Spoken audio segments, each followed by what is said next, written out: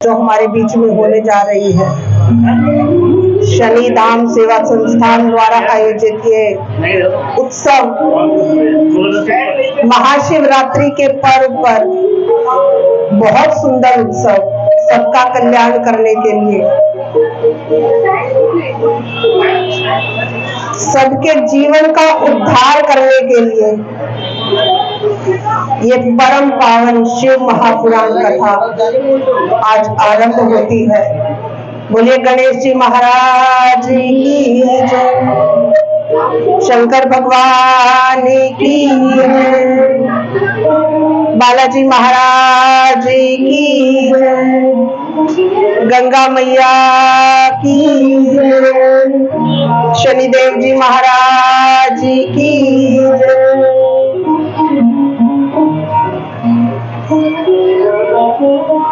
ये सुंदर कथा, सबका कल्याण करने वाली कथा जिन देव की है वो साक्षात ब्रह्म है। और साक्षात ब्रह्म कौन होता है? जो पूर्ण है, जिसने सृष्टि को रचा है, जिसने सबको, चाहे देव हो, देवता हो, मनुष्य हो, किन्नर हो, सबको रचा है। फूल पत्ते चींटी पशु पक्षी जल थल सब कुछ वो ब्रह्म है। और ब्रह्म कौन है? ब्रह्म शिव है। वो शिव जिसकी साकार और निराकार दोनों ही रूपों में उनको पूजा जाता है, इसलिए वो ब्रह्म है। मेरे शिव, मेरे शंकर, उनकी ही दोनों रूपों में पूजा होती है। समस्त अंग आकार सहित साकार रूप और अंग आकार से सर्वथा रहित निराकार रूप होने से मेरे शिव ब्रह्म कहलाते हैं। ब्रह्म कहलाने वाले एकमात्र यही परमात्मा है। यही कारण है कि लोग लिंग यानी निराकार शिवलिंग पर जल चढ़ाते हो। कृपया शांति बनाए रखे, समझे भगवान शिव क्या है।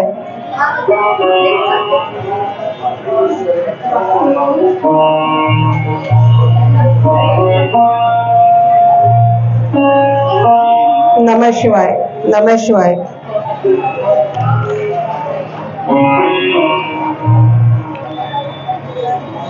निराकार रूप उनका लिंग स्वरूप जिसपे हम जल चढ़ाते हैं, और साकार रूप उनका मूर्ति रूप।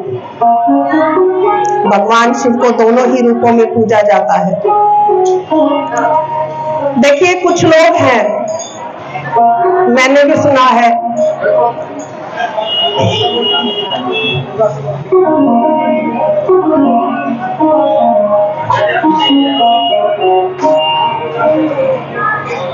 कि वो पूजा पाठ तो करना चाहते हैं लेकिन निरंतर कर नहीं पाते हैं। कितने लोग हैं ऐसे? हाथ खड़ा करो जिनकी इच्छा है पूजा पाठ करने की। गृहस्थियों के साथ यही होता है। बहुत जरूरी है महाराज, ये पहली सीढ़ी है भगवान को पाने की, भगवान के करीब जाने की। तो चाहते हैं तो इसका एक उपाय है कि आप चाहते हैं पूजा पाठ करना लेकिन हो नहीं पाता। खाना खाना भूलते हैं? नहीं भूलते। बच्चों को स्कूल भेजना भूलते हो? नहीं भूलते। पति को टिफिन देना भूलते हो? नहीं भूलते। कोई आ गया, मेरा कहने का अर्थ ये है कि भगवान को हम अन्यथा लेते हैं। वाणी से हम कहते हैं कि मैं भगवान की हूं, वही मेरे सब कुछ है, लेकिन ये सत्य नहीं है। अगर वही सब कुछ होते तो पहले नंबर पे वही होते, है कि नहीं? एक मेहमान अगर घर में आ गया तो उस दिन तो हो सकता है भगवान के आगे दिया भी ना जलता हो, या उनकी पूजा पाठ में देर सवेर हो जाती है। तो ऐसा क्या करें कि ऐसी लगन हमारी लग जाए, ऐसा मन हमारा भगवान के चरणों में लग जाए, मेरे शिव के चरणों में लग जाए। ऐसा हमें क्या करना चाहिए? तो ये शिव पुराण कहती है भक्तों,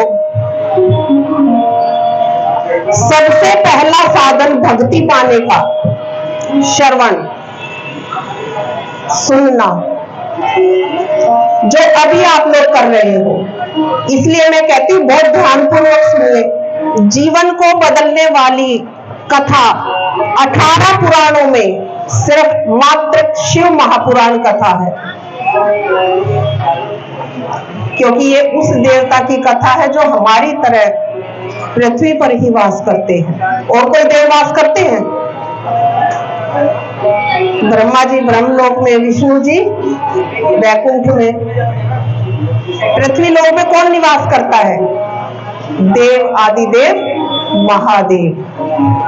तो ये उन महादेव की कथा है, मेरे शिव की कथा है। तो इसको बहुत ध्यान से और भक्ति भाव से श्रवण करें, क्योंकि भक्ति पाने की सबसे पहली सीढ़ी है श्रवण, सुनना। जो आप कथा सुन रहे हो, और श्रवण करने से क्या मिलेगा आपको? क्या मिलेगा? श्रवण करना चाहिए, खाली कथाओं का ही नहीं, कीर्तन हो रहा है, सत्संग हो रहा है, कथाएं हो रही है, उनको छोड़ना नहीं है, प्रयास करना है। पूरी मिल जाए तो हमारे भाग्य है। देखिए कथा भी भाग्य से मिलती है, और शिव महापुराण तो पता नहीं कितने जन्मों के हमारे पाप एकत्रित पुण्य एकत्रित हुए होते हैं, जो ये कथा हमें मिलती है। भागवत मिलना बहुत आसान है, बहुत आसान है बच्चों। कृपा तो उसमें भी चाहिए भगवान की, उसमें भी हमारे पुण्य ही काम आते हैं।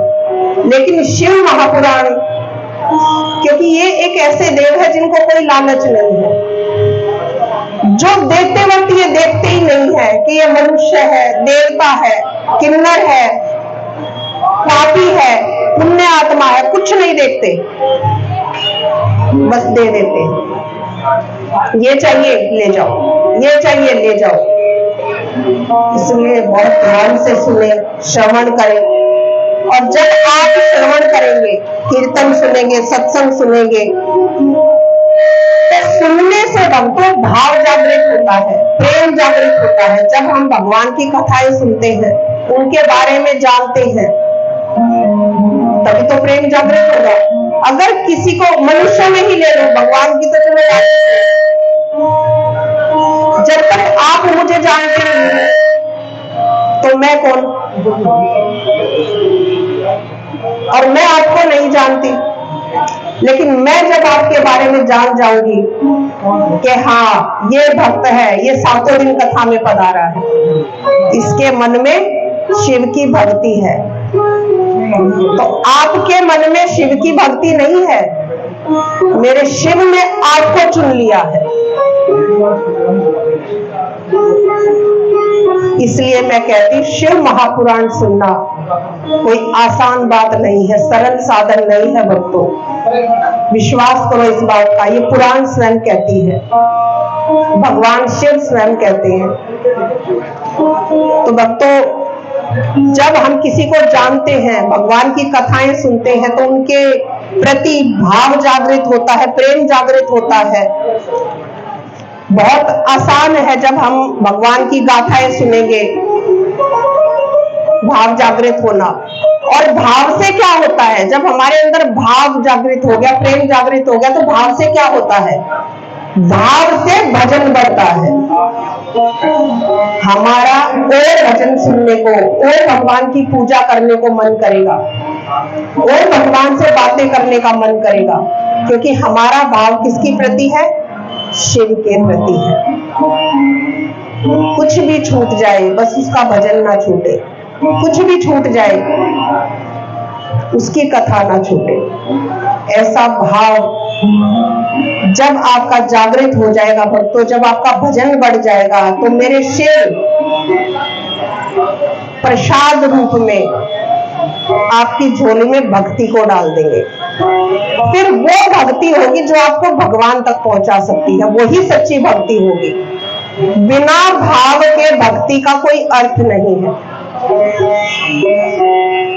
एक काम समझ के दिया जलाना। अच्छा, मंदिर में कितने लोग आते हैं? हाथ खड़ा करो।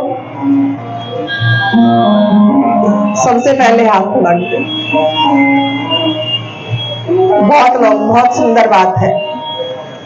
अच्छा, मंदिर में बैठते कितनी देर हो? 5 घंटे। बहुत सुंदर। अब एक छोटी सी बात मैं आपको बताती हूँ। एक होता है दर्शनार्थी और एक होता है भक्त। भगवान को कौन प्रिय है? अपने मुंह से बताओ, जोर से बोलो। भक्त प्रिय है। बहुत सुंदर। दर्शनार्थी नहीं। हम मंदिर जाते हैं, दर्शन करने जा रहे हैं, यहां लाइन में लगे, दिया जलाया, दर्शन किए और इधर से निकल गए। 5 मिनट बैठो, ज्यादा समय नहीं है। मंदिर में भजन हो रहा है, कीर्तन हो रहा है, और कुछ नहीं है तो चालीसा ही है, वो पढ़ लो। कुछ भी पढ़ने का मन नहीं है, भगवान से बातें करो।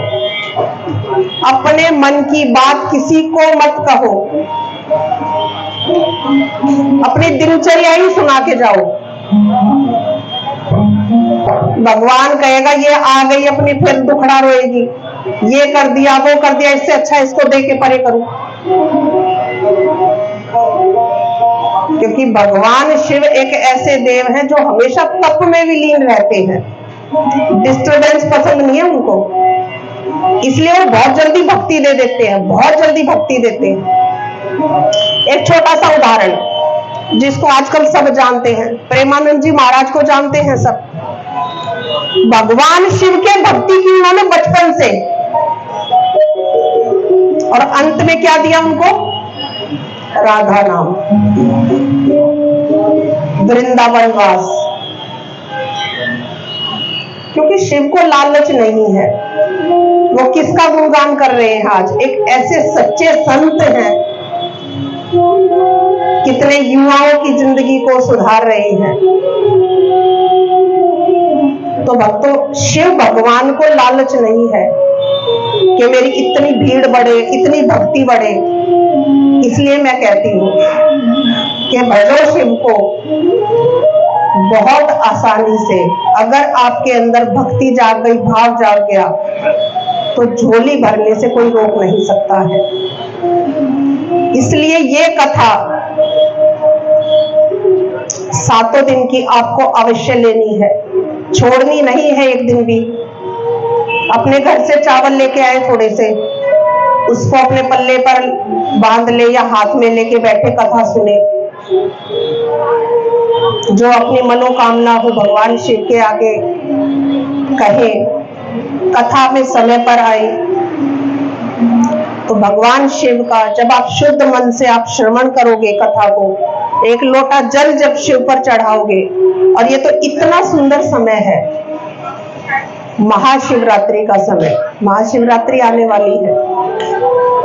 तो महाशिवरात्रि पर तो आगे हम कथा में सुनेंगे कि महाशिवरात्रि का क्या महत्व है आने वाले दिनों में, क्या आपको करना चाहिए, कैसे व्रत करना चाहिए, और उससे आपको क्या मिल सकता है। देखिए, आप चाहे किसी, बहुत सारे भक्त यहाँ बैठे होंगे जो माता रानी को भी मानते हैं, बहुत सारे शिव भगवान को पूजते हैं, बहुत सारे राधा रानी को, बहुत सारे कान्हा जी को पूजते हैं। आप किसी के भी भक्त हो, कोई भी आपका आराध्य देव क्यों ना हो, आप किसी की भी चाहे आराधना क्यों ना करें, एक बात बहुत ध्यान से समझ लेना। मैं इतना जोर क्यों दे रही हूं आपको ऐसा नहीं है कि आप कृष्ण भगवान के, राधा रानी के भक्त हैं तो भी जल चढ़ाना बहुत आवश्यक है आपके लिए। शिव को भजना क्यों आवश्यक है? क्योंकि बिना भगवान शंकर के, उनकी विशेष कृपा के बिना आपको भक्ति प्राप्त नहीं हो सकती है। जैसे मैंने प्रेमानंद जी का भी उदाहरण दिया, भगवान शिव की कृपा से ही उनको राधा रानी की भक्ति प्राप्त हुई, धाम प्राप्त हुआ। तो भक्तों, आप आराधना चाहे किसी की भी करें, कोई भी आराध्य देव क्यों ना हो, लेकिन भगवान शिव पर नित्य प्रति 1 लोटा जल अवश्य चढ़ाएं, उनकी आराधना अवश्य करें। क्योंकि भगवान श्री राम स्वयं कह रहे हैं, तुलसीदास जी लिखते हैं रामचरितमानस में कि जहां पर कृपा ना करे त्रिपुरारी, त्रिपुरारी किसको कहा गया है? भगवान शंकर को, शिव को। जहां पर कृपा ना करे त्रिपुरारी, सो नहीं पावत मुनि भक्ति हमारी। तो श्री राम स्वयं कह रहे हैं कि जिसपे भगवान शिव की कृपा नहीं होती, जो भगवान शिव के आगे अपना शीश नहीं झुकाते हैं, वो मेरी भक्ति को कभी नहीं पा सकते हैं। इसलिए अपना उद्धार करने के लिए, कोई डिप्रेशन में है, दुख में है, चिंता में है, शिव को कहो। किसी को कहने की आवश्यकता नहीं है, अपने मन में दृढ़ विश्वास रखो। आज मैंने बोल दिया इस मंदिर में चलो, कल किसी और ने बोल दिया वहां चलो, विश्वास कहां है? एक को पकड़ो, एक को मजबूती से पकड़ो, कल्याण हो जाएगा। 100% कल्याण हो जाएगा, दावा है ये। मन को विचलित मत होने दो। सारे त्योहार मनाओ, नवरात्रे आते हैं, नवरात्रे भी करो, जन्माष्टमी आती, जन्माष्टमी करो, महाशिवरात्रि आती है, महाशिवरात्रि करो। लेकिन जो आपके आराध्य देव हैं, एक को पकड़ो, उसका मंत्र का गान करो, उसके नाम जप करो। नाम जप का भक्तों बहुत बड़ा महत्व है, बहुत बड़ा।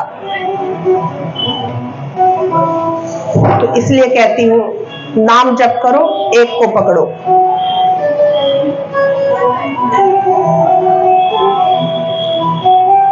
आज आप सब यहां बैठकर कथा सुन रहे हैं, भगवान शिव की कृपा आप पर है, जो ये कथा आपको मिली है। देखिए 33 कोटि देवता हैं, 33 कोटि देव हैं, लेकिन जिसकी आप ये कथा सुन रहे हो, वो देवों के भी देव महादेव हैं। वो महादेव हैं जिन्होंने इस जगत के कल्याण के लिए हलाहल विष धारण किया है। देवों के कल्याण के लिए, हम लोगों के कल्याण के लिए, सृष्टि के कल्याण के लिए। तो हम उस नीलकंठ महादेव की कथा हम श्रवण कर रहे हैं, उनका चरित्र हम श्रवण कर रहे हैं। इतनी शक्ति है उनमें, उनके नाम में, भगवान शिव के नाम में। कहते हैं कि मनुष्य अगर, ये शिव पुराण कह रही है, मैं नहीं कह रही अपने पास से, ये लिखा हुआ है शिव पुराण में। अगर कोई मनुष्य भक्ति भाव के साथ अगर दिन में एक बार भी शिव का नाम ले लेता है, तो कितना भी पापी क्यों ना हो, उसके पाप क्षीण होने लगते हैं। आप तो भक्त हैं, आप पर तो पहले से ही भगवान महादेव की कृपा है, इसीलिए आप यहाँ पधारे हैं। लेकिन पापी से पापी मनुष्य भी अगर है, अगर वो दिन में एक बार, मात्र एक बार अगर नाम ले ले, तो उसके पाप क्षीण होने लगते हैं।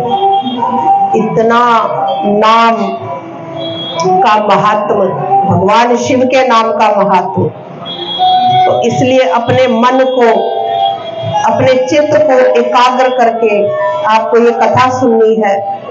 मैं तो 7 दिन में कई बार आपसे भगवान का नाम बुलवा दूंगी, उसी कथा में ही हम रमन करेंगे।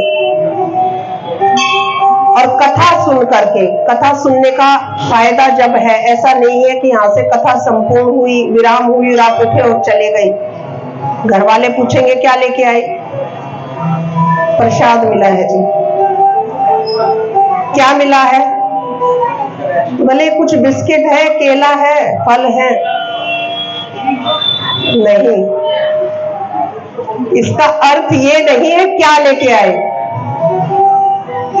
प्रसाद का महत्व नहीं है, महत्व ये है आपके जीवन को सुधारने का। यहां पर जो भगवान शिव की जो कथा हो रही है, इन पूरे 7 दिनों में प्रयास करो कि अपने जीवन में कुछ ना कुछ सुधार करो।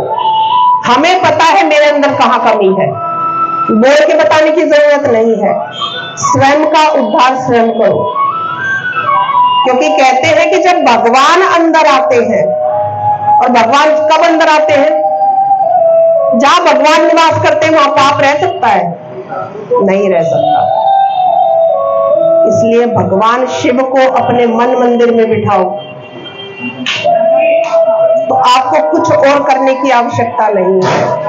आपके पाप, आपके किए हुए कुछ भी बुरे कर्म, किसी से गलती से जो पाप हो जाते हैं, किसी से गलती से गाली दी गई, किसी पे क्रोध कर दिया, किसी का मन दुखा दिया, उस सब की चिंता करने की आवश्यकता नहीं है। वो सब मिट जाएगा, समूल नाश हो जाएगा उसका। ऐसे है शिव। तो इन बातों को, इन कथा को जीवन में उतारने का हमें प्रयास करना है, क्योंकि कहते हैं कि जब आप कथा स्थल तक 1 कदम चल के आओगे, शिव 10 कदम आपकी तरफ लेंगे। ऐसे देव हैं, ऐसे महादेव हैं। मंदिर के पास से गुजरो तो मंदिर के दर्शन करने की प्रयास करो कि अंदर चली जाओ। कई बार होता है कि जल्दी होती है, ऑफिस जा रहे हैं या कहीं है, अपने पतियों को भी ये बात बताओ, महादेव की चोटी के दर्शन करके जाओ। अगर रुक नहीं सकते हो तो चोटी को प्रणाम करो, महादेव की दहलीज को प्रणाम करो, मंदिर की दहलीज को प्रणाम करके जाओ। कभी ऐसे मत गुजरो, वही कल्याण कर देगी। बहुत पावरफुल, बहुत शक्तिशाली भगवान शिव है, कल्याणकारी देव है।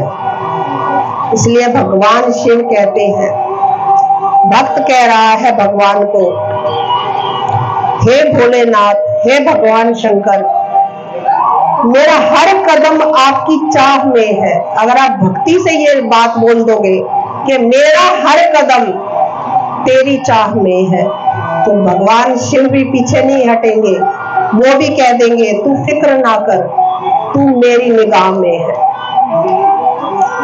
तो वो देख लेंगे, आपको फिक्र करने की कोई आवश्यकता ही नहीं है। और भक्तों, जो मेरे शिव की निगाह में आ गया, उसको दुनिया की निगाह की परवाह नहीं करनी चाहिए। कोई फिर निगाह में रखे ना रखे, कोई अंतर नहीं पड़ता है। दुनिया वालों की कोई जरूरत नहीं है। और यही देव महादेव अब वही आ गया है कि ब्रह्मा जी ब्रह्मलोक में निवास करते हैं, विष्णु जी वैकुंठ में निवास करते हैं, लेकिन यही देव आदि देव महादेव है जो कि इस मृत्यु लोक में, इस पृथ्वी पर निवास करते हैं, हमारे साथ निवास करते हैं। रचना का कार्य ब्रह्मा जी के पास है, पालन पोषण का कार्य विष्णु भगवान के पास है, लेकिन अंत समय में किसके पास जाना है? शिव के पास। तो पहले ही भजन है। इसीलिए मैं कह रही हूं, देखिए पौधा है, भगवान शिव पौधे की जड़ है। और देवता जो है वो शाखाएं हैं। शाखाओं बिना भी पेड़ का अस्तित्व नहीं है, लेकिन हम सींचते किसको हैं? शाखाओं को, पत्तों को, जड़ को। इसलिए कहा है मेरे देव आदिदेव महादेव को भजो, आना अंत में उनके पास ही है। अगर किसी का एक्सीडेंट हो जाता है या कोई ऐसा रोग हो जाता है, असाध्य रोग जो ठीक होने का नाम ही नहीं ले रहा, तो आप अगर पंडितों के पास जाओगे तो वो क्या बताएंगे? किसकी पूजा करो? आपके आराध्य देव कोई भी ना हो, कोई भी हो चाहे, क्या बताएंगे? कौन सा मंत्र देंगे?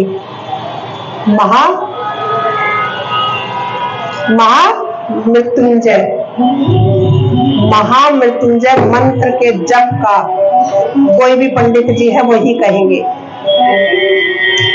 तो अंत में आना उन्हीं के पास है भक्तों।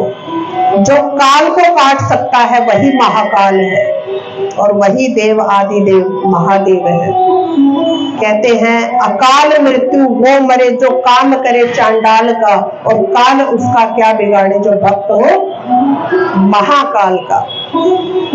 तो बोले महाकाल भगवान की। उज्जैन कौन कौन गया? किस किस ने दर्शन किए? बहुत सुंदर, बहुत सुंदर। जीवन में एक बार जरूर जाओ, जरूर दर्शन करो। देखने मात्र से, दर्शन मात्र से उद्धार हो जाता है भक्तों। अब तो पास तो नहीं जाने देते हैं, दूर से ही दर्शन करवाते हैं, लेकिन उस धरती पर जाने मात्र से ही, वहां की रज अपने माथे पर लगाने मात्र से ही उद्धार हो जाता है। मन में बहुत परिवर्तन होता है, हमारा समय बदल जाता है, क्योंकि वो काल को बदलने वाले ही देव है, महाकाल। तो अवश्य प्रयास करो दर्शन करने के लिए। आइए अब कथा में चलते हैं, कथा प्रारंभ करते हैं। थोड़ा सा समय लेंगे, आज प्रथम दिन है। एक बार जो है सूत जी शौनक आदि ऋषियों से मिले, उनका मिलन हुआ। अब शौनक आदि ऋषियों ने सूत जी महाराज से कहा कि हे सूत जी महाराज, आप संपूर्ण सिद्धांतों के ज्ञाता हो, आपको सब पता है। हे प्रभु, मुझे पुराणों की कथाओं का सार तत्व सुनाने की कृपा करें कि पुराणों का सार क्या है और कैसा सार तत्व हो, कैसी कथा सुनाने की कृपा करें जिसमें सदाचार हो, भक्ति हो, विवेक की वृद्धि हो, जिससे ऐसी कथा हमें सुनाए। कहा कि सद्पुरुष किस प्रकार अपने काम पर, अपने लोभ पर, अपने क्रोध को जीत सकते हैं, उस पर विजय प्राप्त कर सकते हैं, ऐसी कथा आप हमें सुनाए। ऐसी कथा सुनाए सूत जी जिससे मानसिक विकारों का त्याग हो सके, हमारे मन में जो विकार आते हैं उनका त्याग हो सके। इस घोर कलयुग में मनुष्य राक्षसों की प्रवृत्ति जैसा हो गया है, असुरों जैसा हो गया है। करुणा दया भाव जो है बहुत कम लोगों में बच गए हैं, कलयुग है। तो ऐसे इस कली काल में ऐसे लोगों का कल्याण कैसे हो, ऐसी कथाएं सुनाओ जिससे कलयुग में ऐसे लोगों का भी कल्याण हो जाए। क्योंकि कलयुग का समय ऐसा है, शौनक आदि ऋषि कह रहे हैं कि मनुष्य बहुत आसानी से बुराई की तरफ भागेगा और उसको बुरा भी नहीं समझेंगे लोग। आजकल तो ऐसा चलता है, यही कहते हैं हम लोग, और ये सच भी है। और ये कथा तो कब है, कब हुई है? पुराण तो सृष्टि बनने से भी पहले, और उनको पता था कि कलयुग आएगा तो कलयुग में क्या क्या होना है। जैसे हमें पता है सतयुग है तो सच का बोलबाला होगा, कलयुग है तो झूठ का बोलबाला होगा। तो भक्तों, ये मधुमक्खी है यहाँ पे, ये बार बार बोलना उनको। नमः शिवाय, नमः शिवाय, नमः शिवाय। इसी में ही ध्यान जा रहा है बार बार।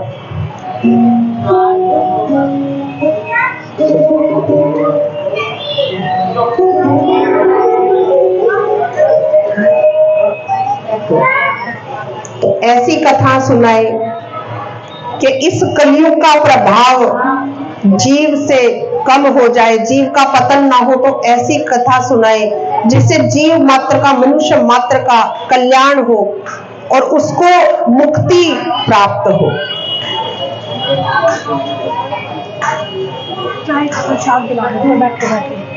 दे दो।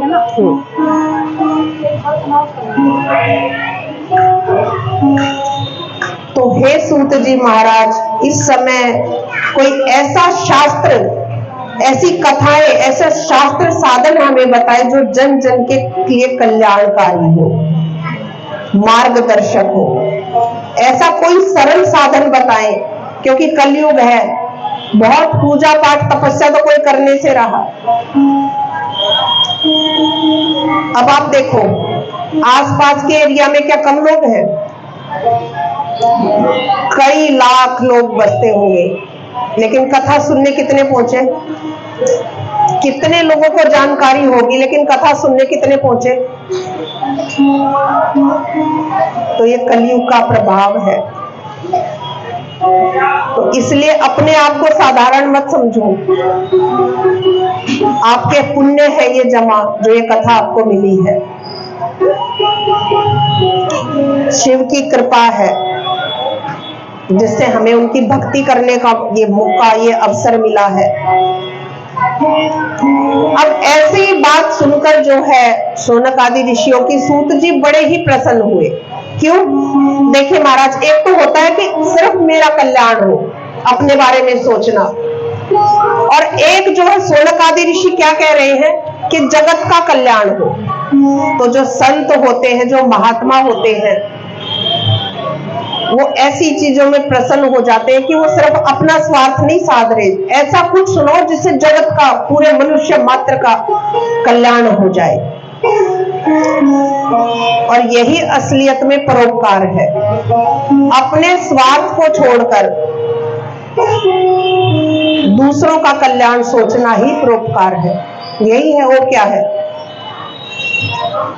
तो भक्तों, सूत जी महाराज कहते हैं कि हे ऋषियों, आपके मन में जो कथा सुनने की चाह है, जो लालसा है, उसके लिए मैं अपनी शुद्ध बुद्धि से विचार करके एक ऐसे परम शास्त्र का वर्णन करता हूं जो सभी 18 पुराणों में श्रेष्ठ है। कितनी पुराण है? 18 पुराणों में जो सबसे श्रेष्ठ है, मैं उसको सुनाता हूं। ऐसा ग्रंथ है ये जो कि भक्ति को बढ़ाने वाला एकमात्र ग्रंथ है। इस उत्तम शिव महापुराण कथा को मैं आपको सुनाऊंगा, ऐसा सूत जी कहते हैं। क्योंकि काल रूपी सर्प से यही शिव पुराण मनुष्य मात्र की रक्षा कर सकती है।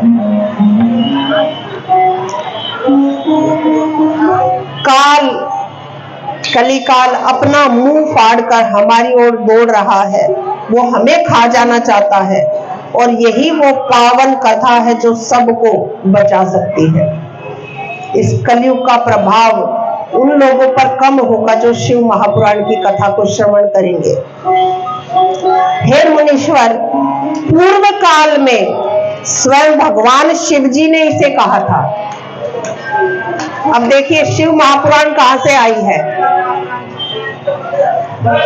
कहां से आई है शिव महापुराण? स्वयं भगवान शिव ने इसको कहा है। कोई आपसे प्रश्न करे तो आप बोल सकते हैं। अभी तक हमें यही पता है कि वेद व्यास जी ने इसकी रचना की है, लेकिन उससे भी पहले शिव महापुराण कहां से आई है? स्वयं भगवान शिव ने कहा है।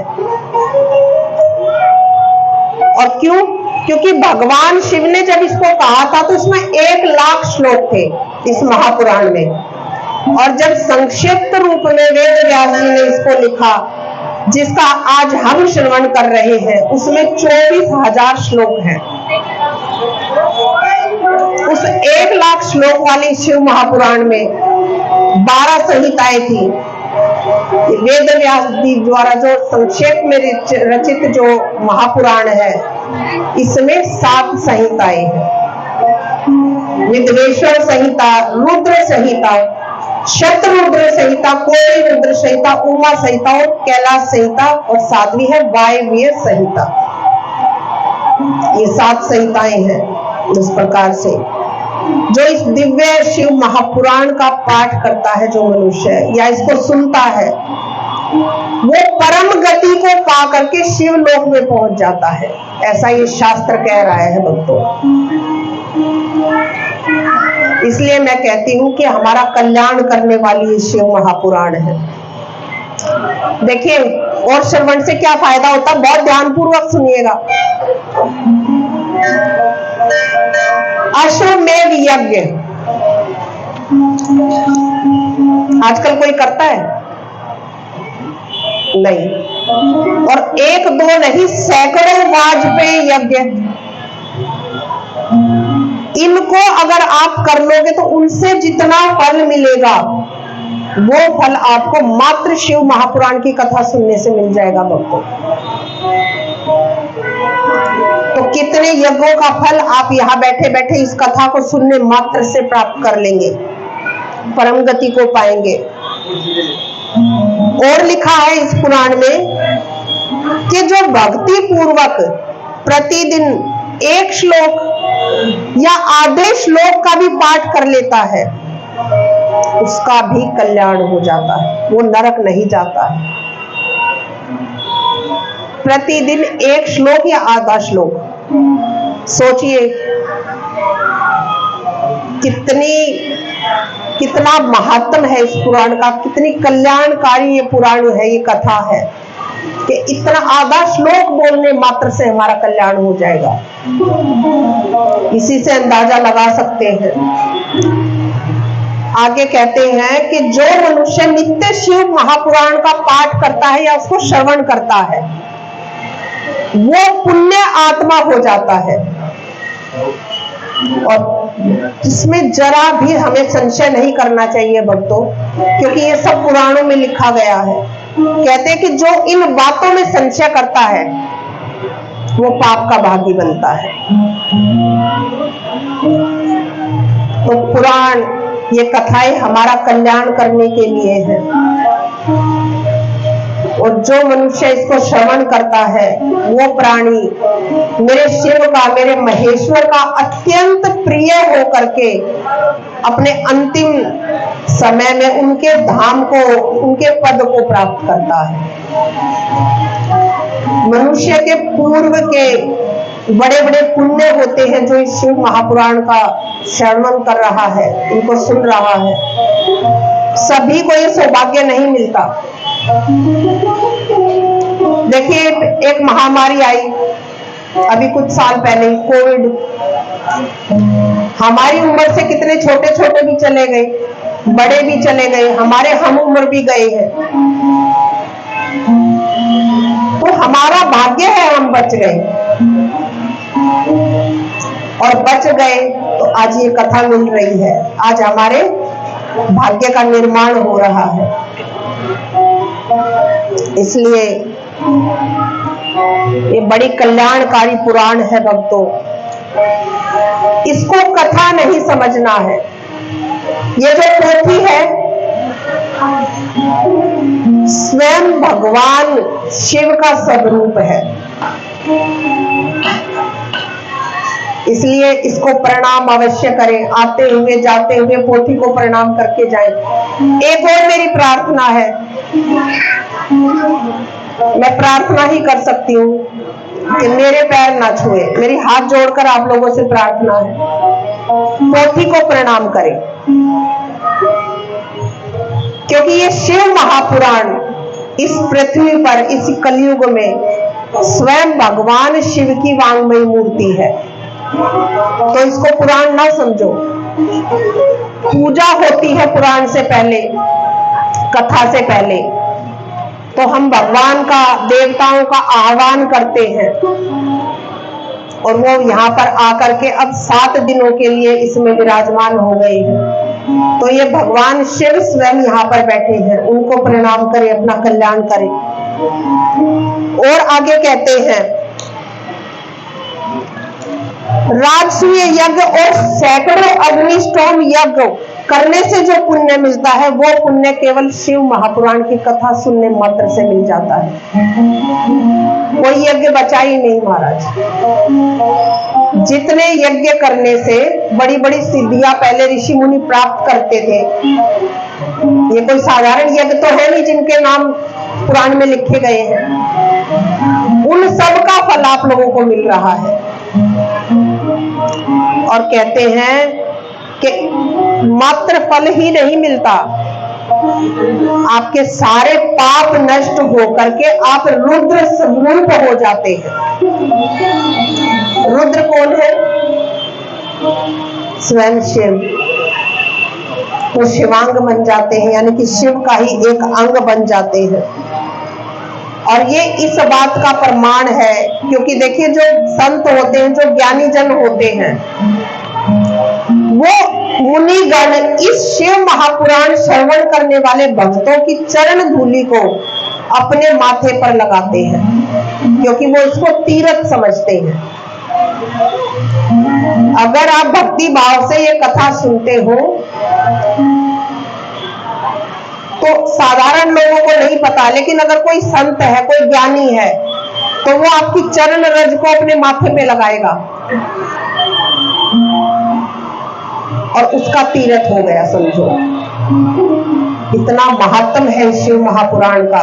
कहा गया है कि पूरी नहीं, थोड़ी सी भी शिव महापुराण अगर श्रवण कर लेते हैं तो उसकी दुर्गति तो नहीं होती, ये पक्का है।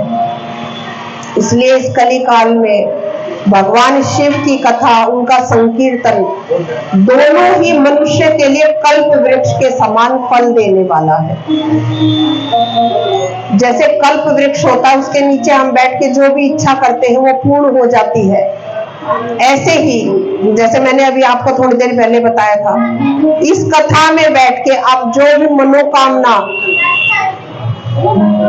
आप लेकर बैठोगे वो 100% पूर्ण होगी, इसमें संशय नहीं है। शर्त एक ही है, अभी थोड़ी देर में मैं बताऊंगी, क्योंकि हर चीज के अगर हम कुछ पाते हैं तो उसके नियम होते हैं। तो कथा श्रवण करने के भी कुछ नियम है, वो मैं आगे बताऊंगी आपको। तो उन नियम के अनुसार अगर आप कथा सुनेंगे तो आपकी सभी मनोकामनाएं पूर्ण होंगी, क्योंकि इस कथा को कल्प वृक्ष कहा गया है, उसके समान फल देने वाली कहा गया है। देखिए कहते हैं कि अमृत पान करने वाला मनुष्य, जिसने अमृत का पान किया हो वो अजर अमर हो जाता है।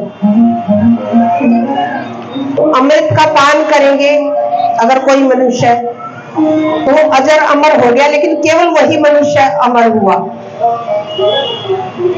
लेकिन आप अपने घर से अकेले कथा सुनोगे, शिव महापुराण कथा का देखिए कितना महत्व है। आपकी 71 पीढ़ियां करती हैं, साधारण है ये कथा। भागवत कथा सुनने से हम 7 दिन की अगर नियम पूर्वक कथा सुन के भागवत कथा सुनते हैं तो अपनी 7 पीढ़ियां तारते हैं, अपने मायके पक्ष की और अपने ससुराल पक्ष की। और शिव महापुराण कथा को अगर कोई 7 दिन बड़े भक्ति भाव से श्रवण करता है भक्तों, 71 पीढ़ियां करती हैं, हमारे पितृ शांत होते हैं, पितृ तर जाते हैं। सिर्फ अपने मन में, मस्तिष्क में ये बिठाने वाली बात है कि कितना आसान, इससे आसान क्या ले सकते हैं हम अपने कल्याण करने का। बैठ के श्रवण ही तो करना है। सर्दियों में धूप सेकने में हम खाली इधर उधर के गप्पे लगाने में 4-4 घंटे बर्बाद कर देते हैं, और उससे क्या लेके आते हैं? पाप। क्योंकि चुगली करने वाला भी पापी होता है और सुनने वाला उससे बड़ा पापी होता है। करने वाले से उसको सुनने वाला और बड़ा पापी होता है। तो इसलिए ना किसी की चुगली करना, किसी से ईर्ष्या द्वेष रखना और ना ही सुनना। तो ये तो 2.5-3 घंटे आपको सुनना है और आपके जीवन का कल्याण होना है। तो इसलिए जहां शिव महापुराण की कथा मिले हमें सुनने का अवश्य प्रयास करना चाहिए भक्तों। अब सौनक आदि ऋषि कह रहे हैं सूत जी से कि क्या ऐसी कोई कथा है? अब तक तो देखिए सूत जी बता रहे हैं कि ये कथा सुनने से उद्धार होता है मनुष्यों का। तो अब सौनक आदि ऋषि कह रहे हैं कि क्या ऐसी कोई अब तक ऐसा हुआ है कि ये कथा सुन के किसी का उद्धार हो गया हो?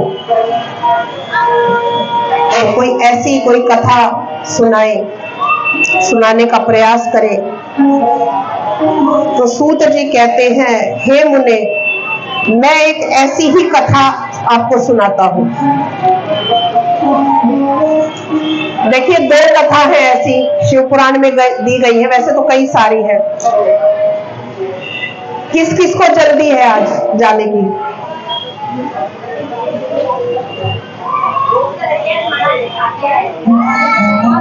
चलिए फिर थोड़ा जल्दी, तो मैं छोटे वाली सुना देती हूँ। आधे पौने घंटे में हम लोग कल से फिर पूरे मन से आपको सबको कथा लेनी है। 2:30 बजे से कथा आरंभ होएगी।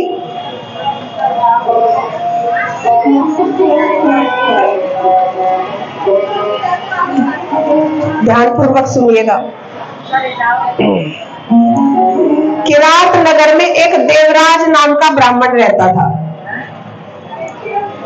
ब्राह्मण था, लेकिन ब्राह्मण होने के बावजूद भी वो बड़ा पापी था भक्तों, अज्ञानी था, धर्म से विमुख था।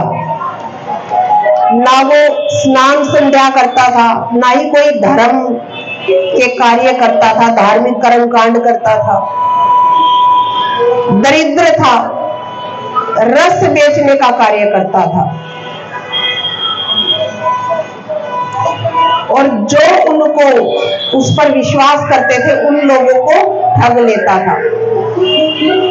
ब्राह्मण होने के बाद भी सभी वो कार्य करता था जो धर्म के विरुद्ध है।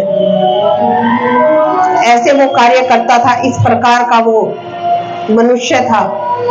लोगों से धोखाधड़ी से धन हड़प लेता था और फिर उसको इसी कार्य में मजा आने लगा। उसने जो है मेहनत करना छोड़ दिया और वो सिर्फ लोगों को लूटपाट करता, और उससे उसने काफी धन अर्जित कर लिया अपने पास। अब क्या हुआ कि एक दिन वो ब्राह्मण तालाब पर नहाने गया, स्नान करने गया। उसी तालाब पर एक शोभावती नाम की वेश्या थी, बहुत सुंदर थी, वो स्नान कर रही थी। जब उसने उसको देखा, उस स्त्री को देखा देवराज ने, तो उसको देखता ही रह गया। बहुत सुंदर है, उसका मन कर रहा है उससे बात करने का। वो शोभावती भी जानती थी कि ये धनवान है।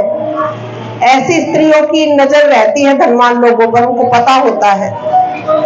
अब वो भी उसको देखकर अपने क्रियाकलाप दिखाने लगी, उसकी तरफ देखकर मुस्कुराने लगी।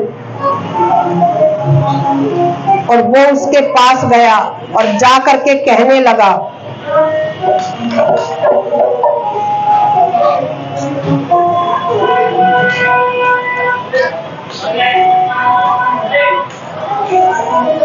देखिए ये पुराण में कथा वर्णित है, लेकिन हमारे बच्चों को, युवाओं को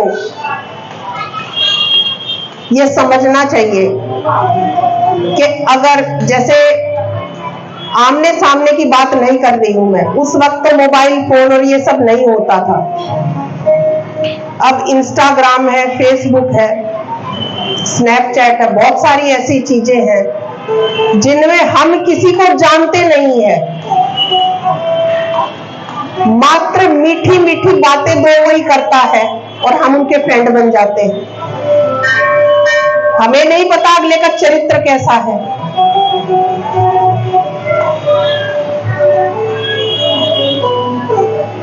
तो ऐसे अनजान लोगों से ये पुराण कहती है कि ऐसे बात नहीं करनी चाहिए, ये शिक्षा हमें देनी चाहिए। मोबाइल है, बहुत अच्छी चीज है, तरक्की करनी चाहिए, लेकिन हमें अपनी सीमा पता होनी चाहिए। सीमा को लांघना, कहते हैं कि अति से तो अमृत भी जहर बन जाता है। ज्यादा अमृत का भी पान कर लो तो वो भी जहर का काम करेगा। तो इसलिए अनजान लोगों से अपने बच्चों को ये सिखाए कि ना बात करें।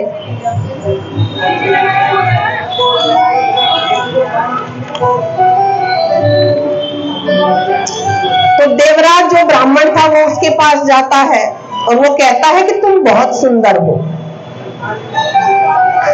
तुम इतने पुरुषों से मिलती हो, ये मुझे नहीं अच्छा लगता है। मैं बहुत धनवान हूं, मेरे पास बहुत सारा धन है, तुम सिर्फ मेरे साथ रहो। वो कहती है ठीक है, मुझे तो धन से मतलब है, तुम मुझे पैसे दोगे तो मुझे और जाने की क्या जरूरत है, कहीं और जाने की। वो स्त्री भी कहती है। अब महाराज वो व्यक्ति जो है उसी के साथ रहने लगा, ब्राह्मण होकर एक ही पात्र में उसके साथ भोजन करता था, मदिरा पान करने लगा। और एक और काम की चीज मैं आपको बताती हूँ, पुराण में क्यों लिखा गया है स्पेशल ये लाइन कि ब्राह्मण होकर भी एक ही पात्र में भोजन करता था, तो इसको बहुत बड़ा पाप माना गया है, इसलिए पुराणों में लिखा गया है। कहते हैं आजकल एक और नया चलन चला है, नई नई शादी हुई है, पति पत्नी एक ही पात्र में भोजन करेंगे, एक ही थाली में भोजन करेंगे, प्यार बढ़ता है, पाप बढ़ता है, पाप बढ़ता है, ये शास्त्र कहता है।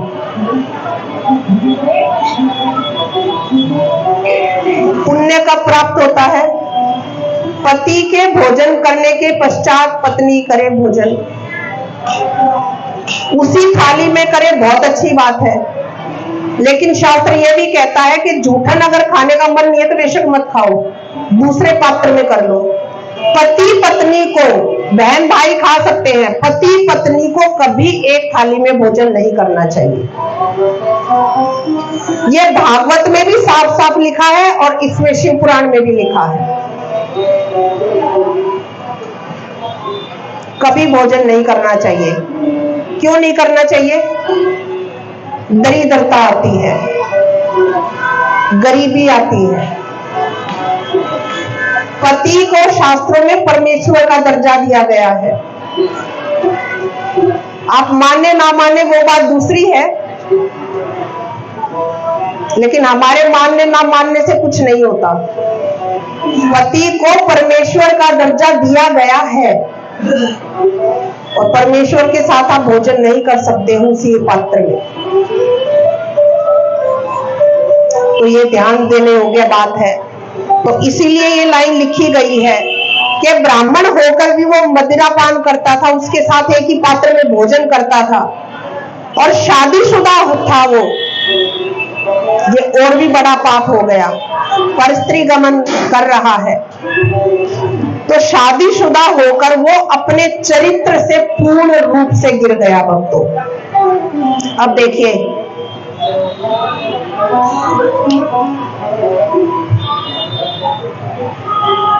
यही बात लिखी हुई है जो मैंने पहले आपको बता दी।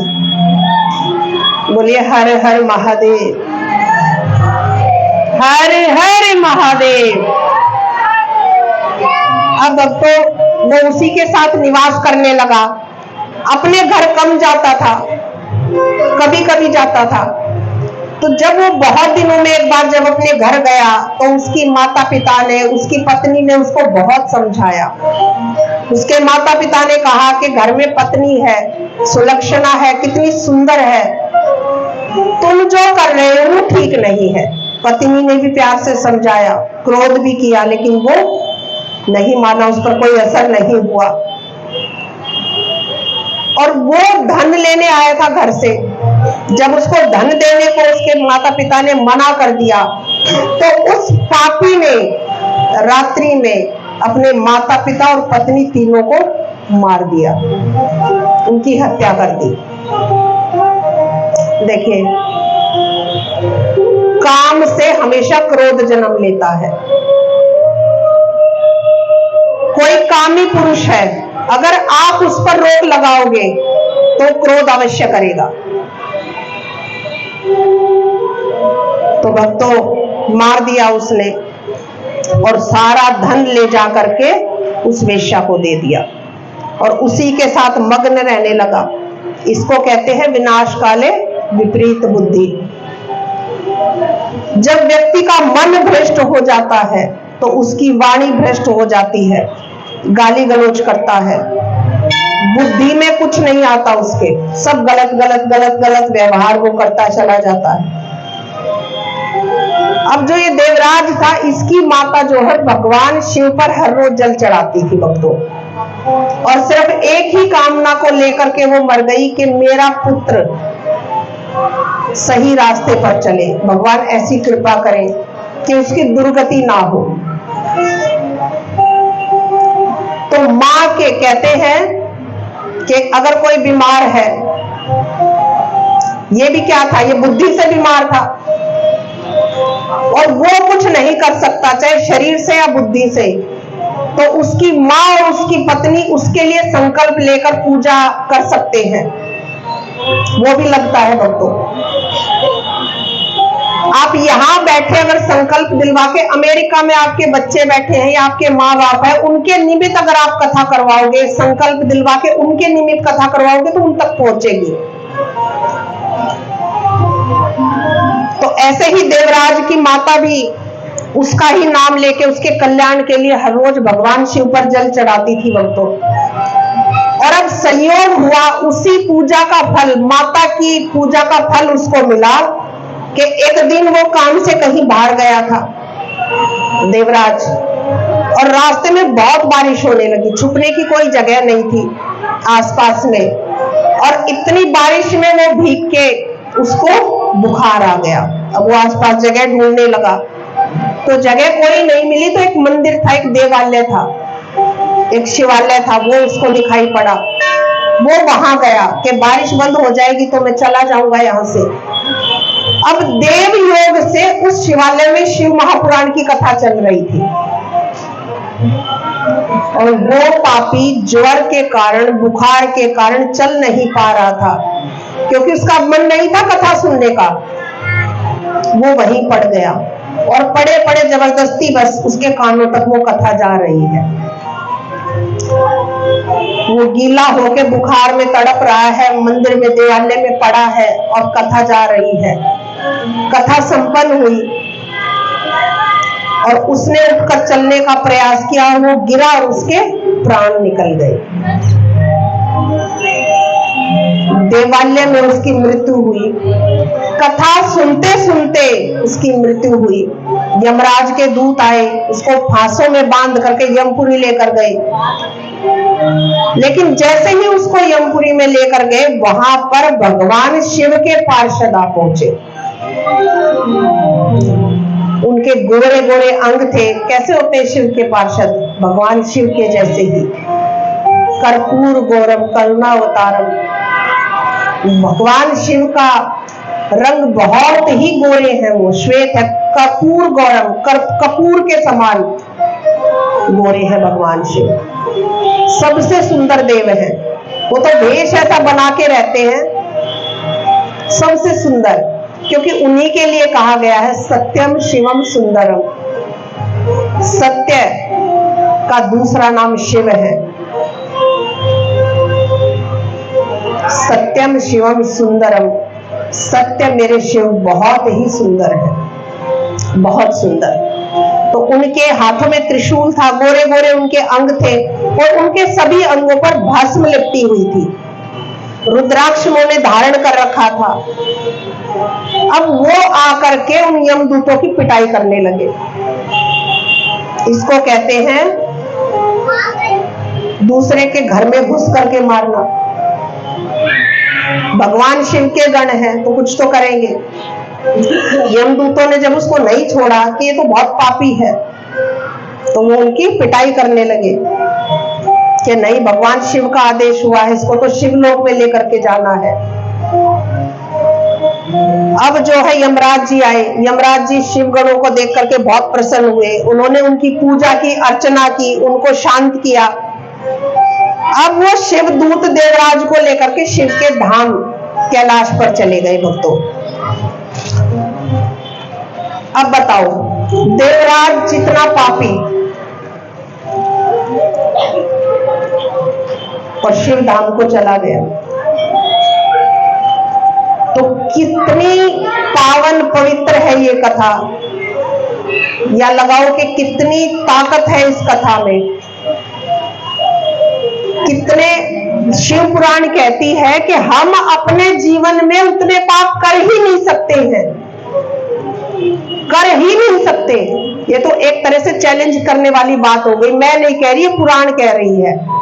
हम अपने जीवन भर उतने पाप कर ही नहीं सकते जितनी शिवपुराण की कथा सुनने से कट जाते हैं। छोटा पाप, बड़ा पाप कोई बचता नहीं है। ये देवराज की आपने कथा सुनी, ऐसा पापी भी सिर्फ थोड़ी सी पुराण सुन के और वो शिव धाम में चला गया, धन्य हो गया। धन्य है ये कथा। इतना बड़ा पापी भी जो है मुक्त हो गया इससे भक्तों। अब